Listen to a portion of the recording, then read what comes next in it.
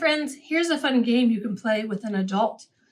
You have a cupcake holder, and then you have different cupcakes. Either you or an adult can cut off the cupcakes, and there's different numbers on here. 1, 2, 3, 4, 5.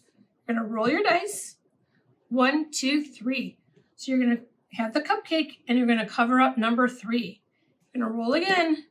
1, 2, 3, 4. So you're going to take whatever cupcake you want and cover up number 4. And when the cupcake numbers are covered, that's the end of the game. Then you have other cupcake papers that you can do the same with. This one has higher numbers like 7, 8, 9, 10. So you're going to need 2 dice to play that game, and you're going to need to add them.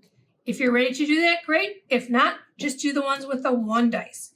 Have fun with it, friends. Bye.